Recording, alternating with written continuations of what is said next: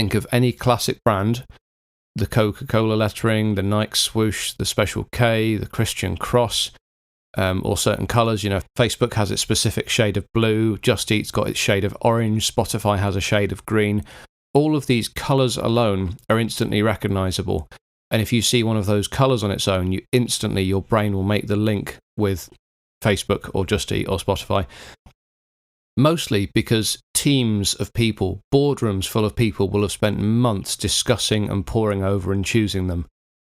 As you get your brand out there, your logo and the associated branding will need to trigger the same responses in people once they start to recognise you. Hi and welcome to Big Gig Energy, a podcast by musicians for musicians, helping you get bigger gigs, no matter what level you're at. I'm your host, Steve Leggett, and with 10 years experience as a professional musician, doing everything from pubs and functions to travelling the world in a ukulele boy band, I understand that being a musician is rarely the glamorous experience people make it out to be, and that building your career up to a point where you get to go pro is about the most challenging professional leap of faith there is. But I'm going to use my experience and insight, and maybe a guest or two, to help you activate your own big gig energy and take things to the next level, whether you're a seasoned pro or just starting out. So, let's get to it.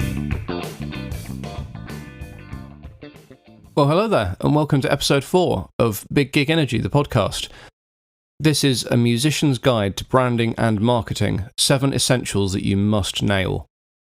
People love lists at the moment, so, going for another list episode. Hooray! Hopefully the algorithm and people in general will appreciate that. In the last episode, we talked about getting your product nailed.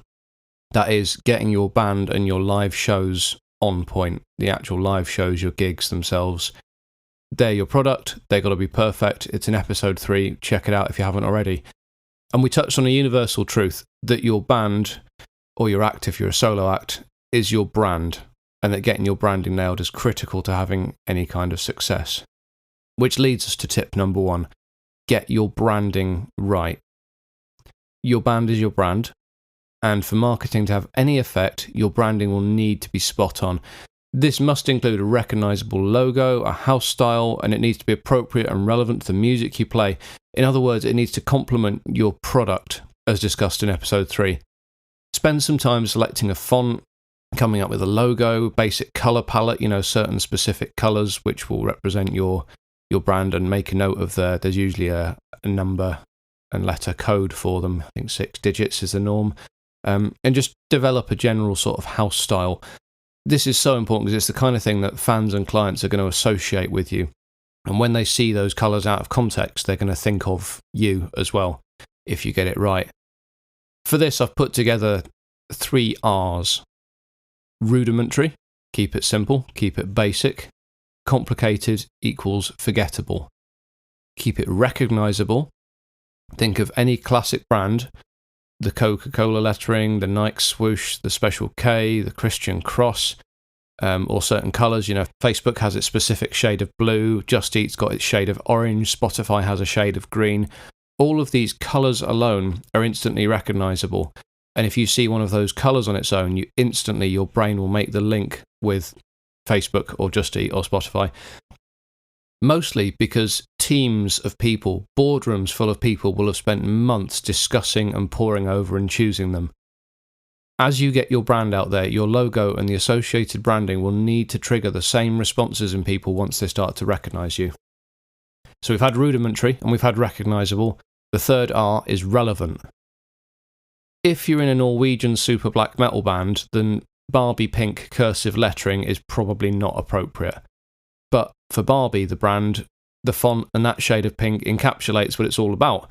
So it suits it fine, and it tells people a lot about what they're buying before they know it's a doll. It gives them an idea of the vibe already.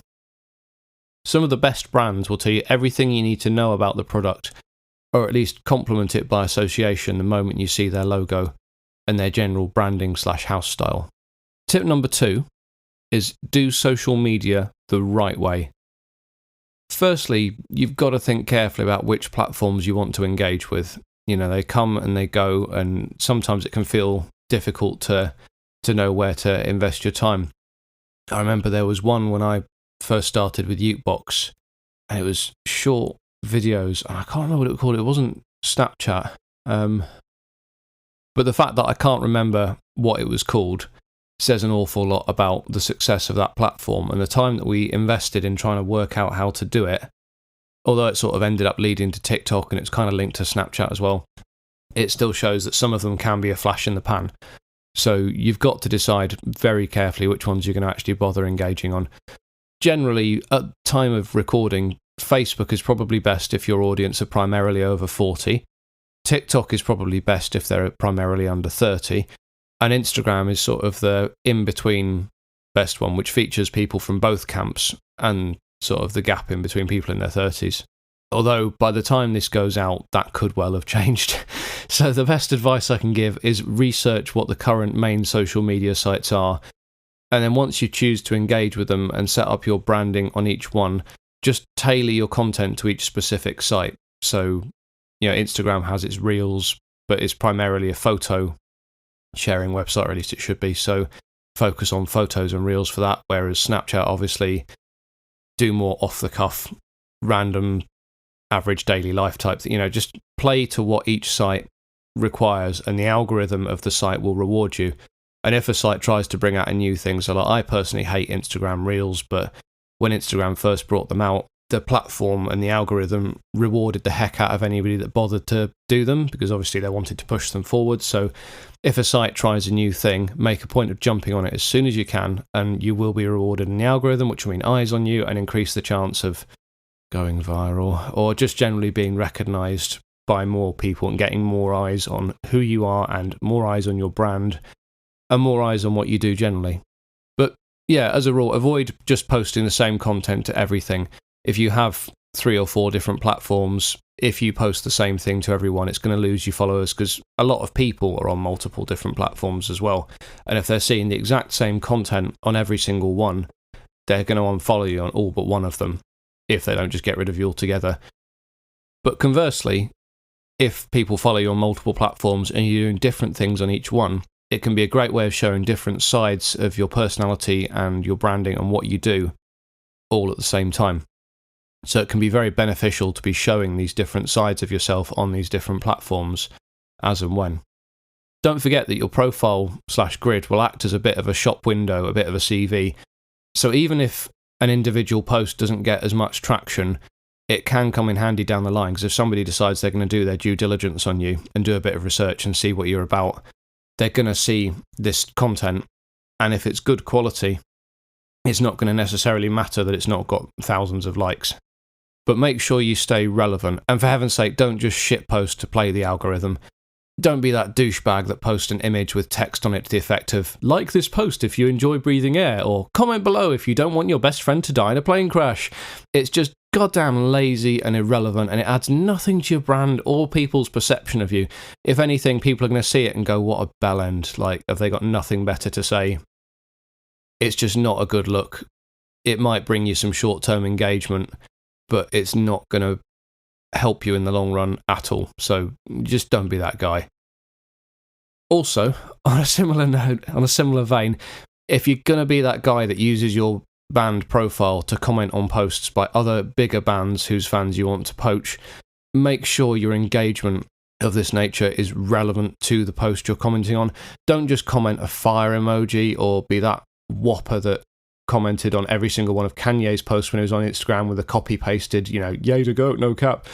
Just keep your engagement relevant. And if you do that right, it can be mutually beneficial and it can be a good way of playing the algorithm. But if you get it wrong and you do it in an irrelevant matter, it just makes you look desperate. It's sad. People are going to pity you. They're not going to think, oh yeah, this is somebody I want to check out. They're just going to go, oh my God, is this person so successful that they've got time to be commenting on literally every single...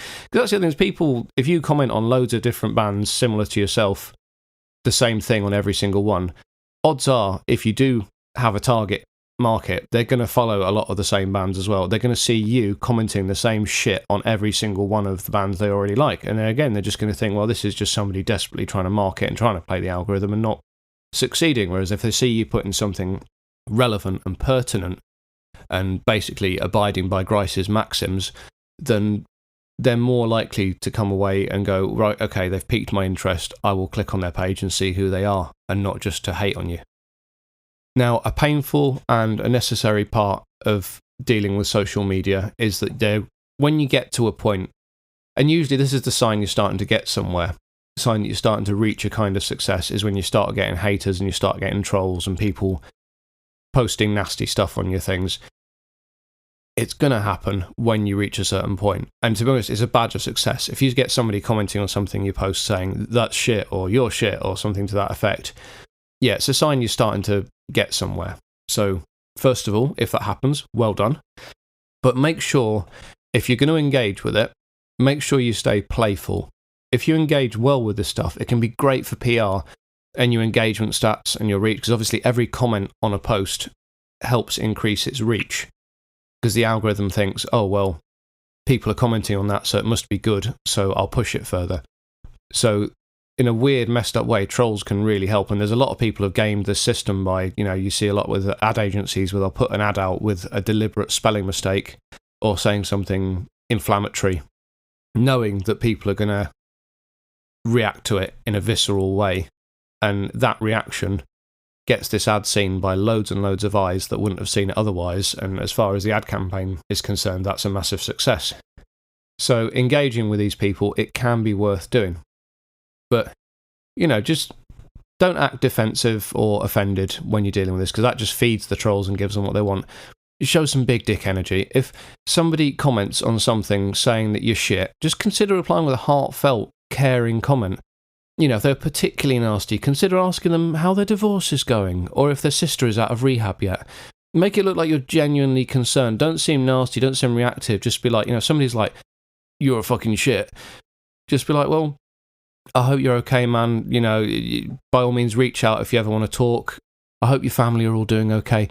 That sort of thing. Just come across really. The other approach, and this is something I particularly love doing, is just come across with something completely random and confusing. Think 1970s Stanley Unwin. Google him. This works great in person too if anyone gives you grief at a gig. My personal favourite, if somebody comes at me with something aggressive or someone's trying to start a fight or something like that, I just like to just come at them with, my walls are 4 foot tall. And they're like, what? And you just reply earnest with just some non-combative statement that just sows confusion and just makes no sense at all. And they go from being angry and aggressive to going, the hell? It just stops them enough. And I think psychologists call it an adrenaline dump. Just where the sheer power of confusion can completely derail an aggressive train of thought. And obviously be really good fun to deal with. So, think before you type. Don't react with emotion. And if you're going to react with love or with something so goddamn confusing that it diffuses the situation. And it'll make you look like the bigger person, which ultimately, from a PR standpoint, is what you want. Don't just react with, well, I put it to you that you sucked off a horse, or anything like that. So, in conclusion, choose your platforms well, and choose what you post even more carefully still. Tip number 3, get a website. There's not a whole lot to say really about this. It's increasingly pointless in this day and age to have a website just because social media is so powerful and so few people will bother finding people just by surfing the net in the old school way we used to back in the day. But having a website that you can signpost to via your business cards and your branding and your social media and such like, it's a great way of showing that you're serious about what you do and showing your branding in its purest state, undiluted by whatever formatting your social media of choice forces upon it.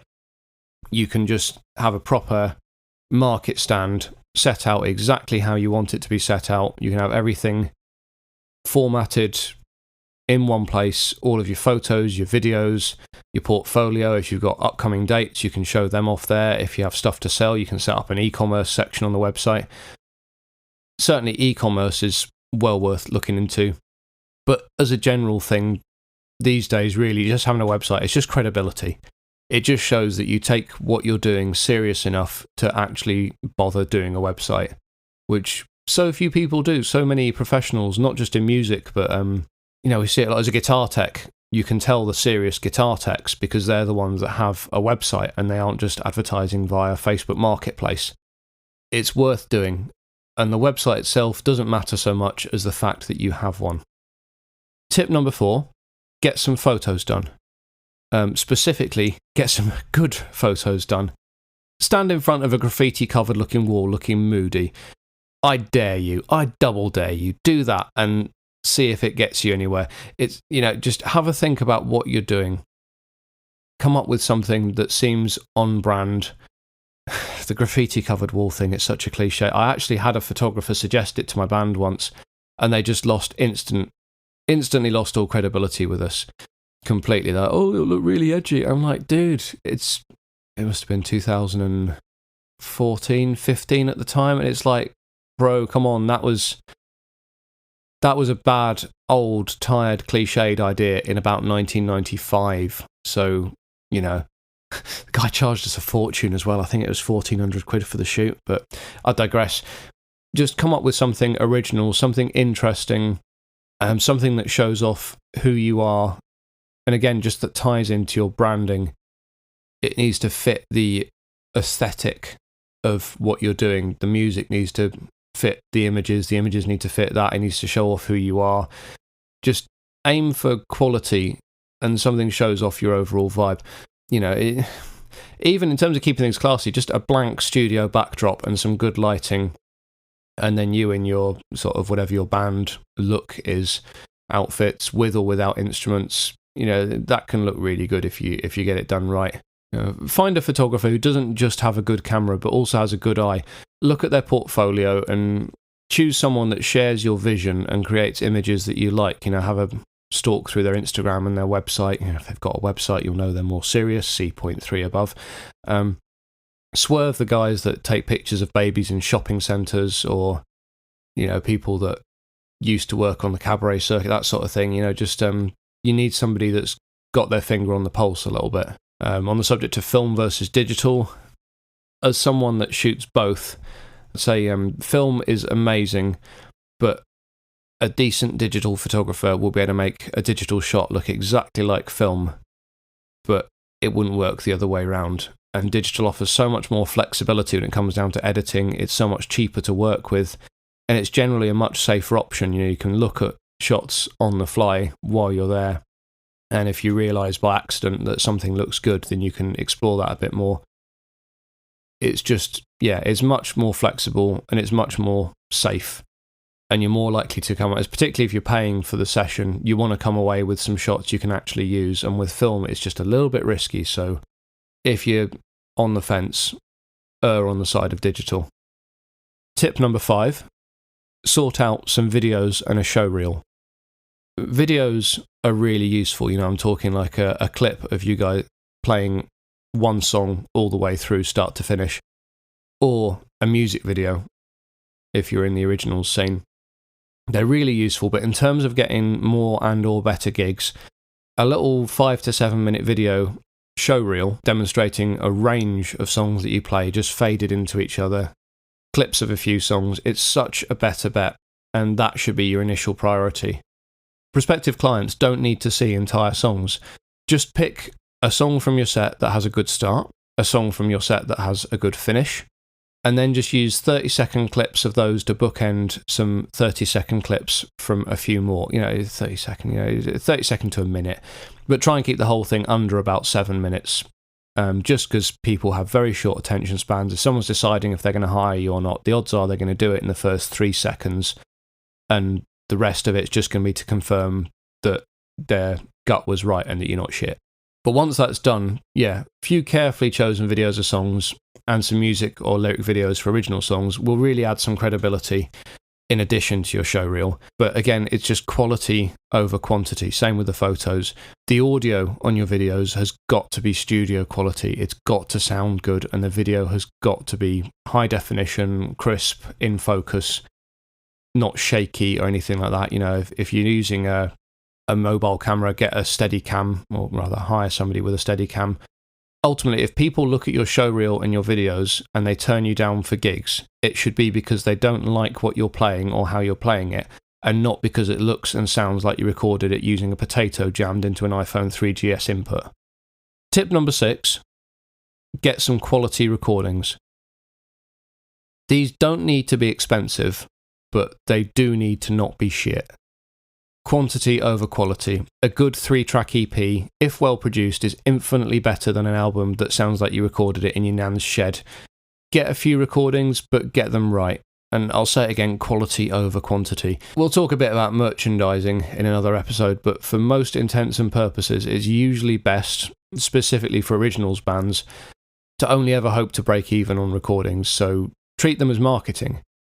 Appearing on Spotify and finding a way onto recommended playlists, it will give you credibility, but also it's the best way to be found these days. Spotify, YouTube to a lesser extent as well. Any new music I've discovered in the last year has been through YouTube or through Spotify. If you put an album on, when the album finishes, Spotify auto plays with similar stuff. I found some amazing bands through that. I can't believe how well the algorithm has known what I'd be into. And it's recommended some great bands, specifically, who was it? Cannons is a big one to discover this year. They've got a song called Hurricane. It's amazing. Came on after, might have been Metronomy or something. And it was brilliant. And I'm glad I came across it. And that was only because they were on Spotify.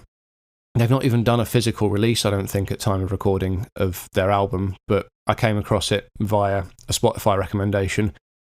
So in terms of them having recorded the album, in terms of marketing, they've got someone in Manchester now listening to their stuff, and I've shown it to a few people who've also liked it, and it's spread, all because it's on Spotify, and because it's a good sounding recording. So, yeah, get some recordings, and focus on getting some good ones, rather than having lots of them.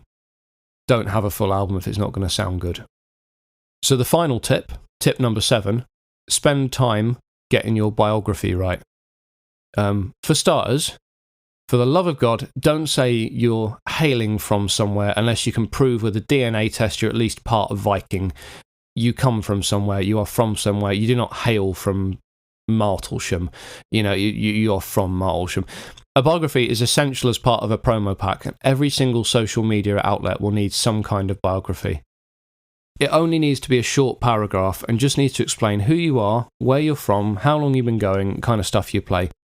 It's tricky to get it right. It's a bit like the opening statement on a CV, or, like the writing bit you do on a dating profile. So just spend some time getting it nice and snappy.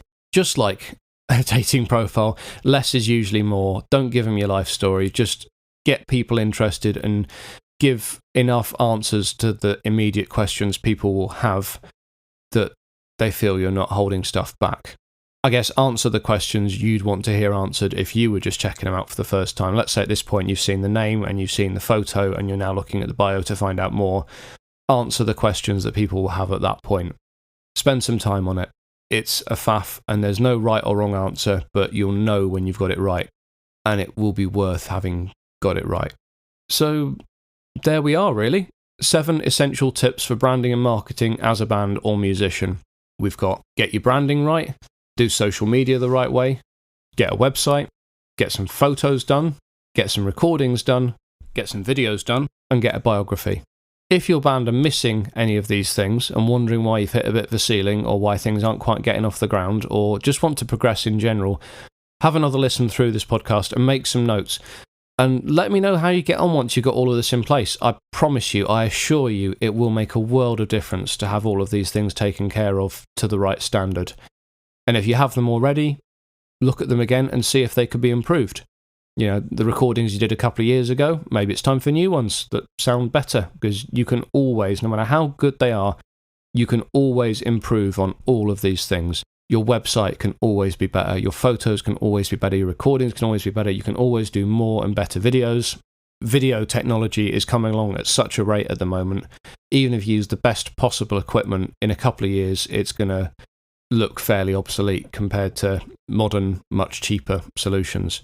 So take it all seriously, look into it all, and you will come on leaps and bounds as a result. People's perception of you. Because at the end of the day, branding and marketing, it's about perceptions. It's about building up an idea in your fans' heads of what you represent, the quality that you embody. And if you get it right and people associate you with quality and take you seriously as a result of getting these things right, it all pays for itself. And that's how you can spread, really, how you can get your name out there, get the band out there, get your music out there, and get more and better gigs, which is what this is all about at the end of the day. So, thanks for listening. Next time we'll be looking at promo packs and merchandising. See you then.